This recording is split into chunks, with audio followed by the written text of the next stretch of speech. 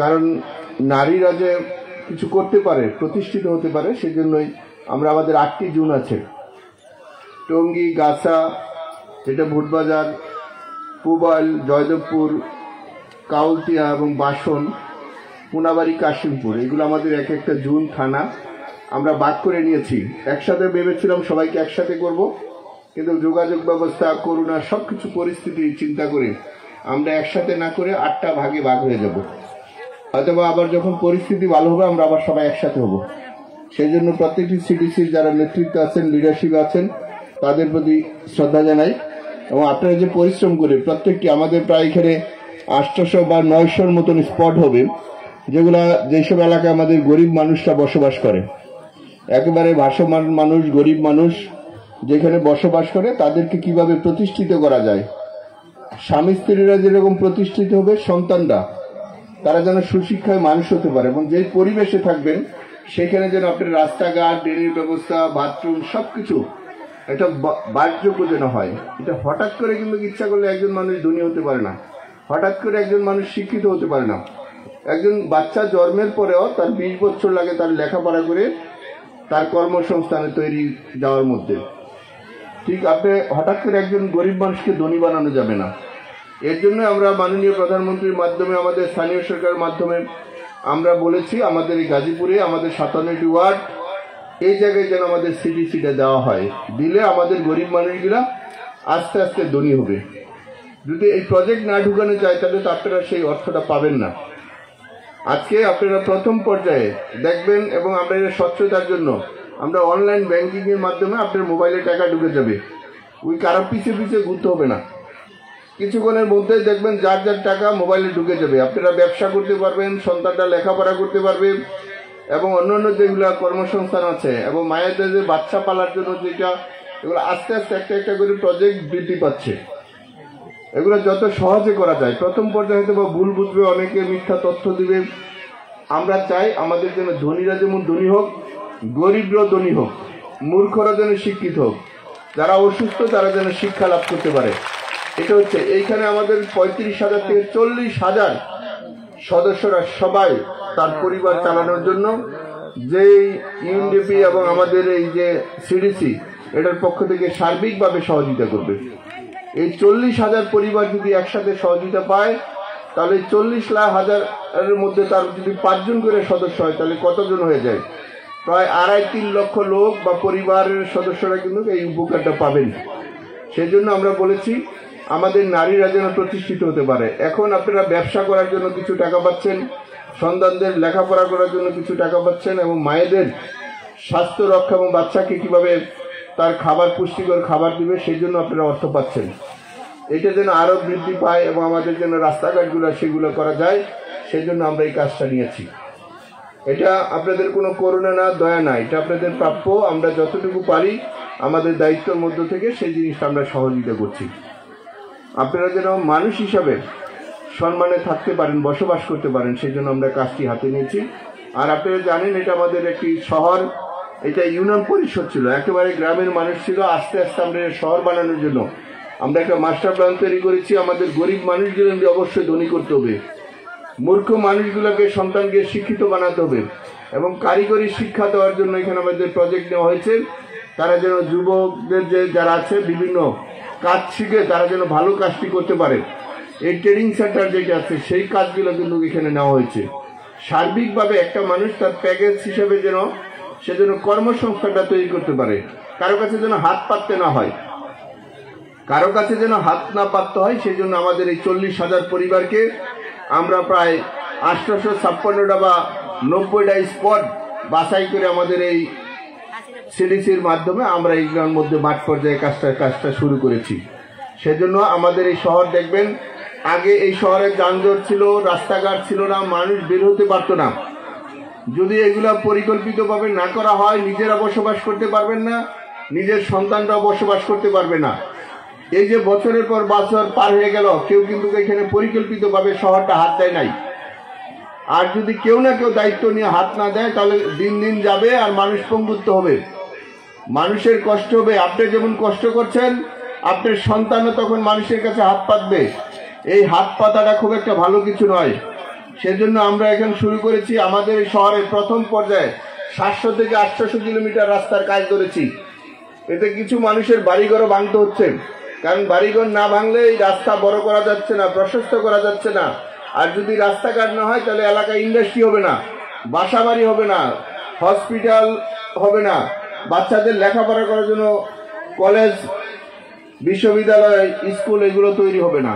না হলে গল্প বলা যাবে, বক্তৃতা দেওয়া যাবে, কিন্তু কারোর কর্মসংস্থান তৈরি হবে না। এই শহরে 40 লক্ষ লোক বসবাস করে, তাদের ভবিষ্যৎ প্রজন্মরা কি করবে? আপনাদের সন্তান যদি আবার হয় তাহলে সন্তান তো 40 দুগুণে কত হইব? 80 লক্ষ। 2 জন করে সন্তান হইলে 80 লক্ষ সন্তানদের কোথায় রেখে যাবেন? কার জায়গায় রেখে যাবেন? কে রাস্তাঘাট দিব? কেউ না কেউ তো দায়িত্ব নিয়ে দিতে হবে, কারণ ভোটের জন্য কেউ চোরের পক্ষ থাকে, ভালো মানুষের পক্ষ থাকে। অনেকে ডিসিশন নেয়, অনেকে ডিসিশন নেয় না। এতে আপনার সন্তান আরো কষ্ট করব। এর জন্য আমি নিজে দায়িত্ব নিয়েছি। আমাদের সিটি কর্পোরেশনের কাউন্সিলর এবং আমাদের সিটি কর্পোরেশন সিইও সব সহ অন্যান্য যারা আছে সবাই আমরা বলেছি আমাদের কষ্ট হোক, আমাদের নামে বদনাম হোক, আমাদেরকে গালি দেন, কোনো সমস্যা নাই, কিন্তু শহর করেন, এইখানে 80 লক্ষ লোক বসবাস করতে পারবেন, সবার কর্মসংস্থান তৈরি হবে, সবার সন্তান মানুষ হবে। যদি সন্তান মানুষ হয় তাহলে বাপ মা যে কষ্ট করে ভবিষ্যতে তার সন্তানরাই বাপ মাকে দেখবে। তখন সন্তান যদি অর্থনৈতিকভাবে ভালো হয়, শিক্ষায় যদি ভালো হয়, তখন কিন্তু সে বাপ মাকে দেখবে। আর যদি সন্তানের যদি হাত পেতে চলতে হয় তাহলে কিন্তু বাপ মার আর দেখবে না। সেজন্য আমরা সিস্টেমগতভাবে আমাদের এই পরিকল্পিত নগরের কাজ করেছি। সেজন্য হয়তো বা 5% মানুষের ক্ষতি হচ্ছে, কিন্তু 95% মানুষের ভালো হচ্ছে। এক শহর যদি 95% মানুষ ধনী হয়, এই 95% মানুষ কিন্তু 5% বা 10% মানুষের কর্মসংস্থান তৈরি করে দিতে পারবে। সেজন্যই আমরা বড় টিমকে টার্গেট করে কাজটা হাতে নিয়েছি, এটা যেন পরিকল্পিতভাবে করতে পারি। সেজন্য আপনাদের সহযোগিতা চাই।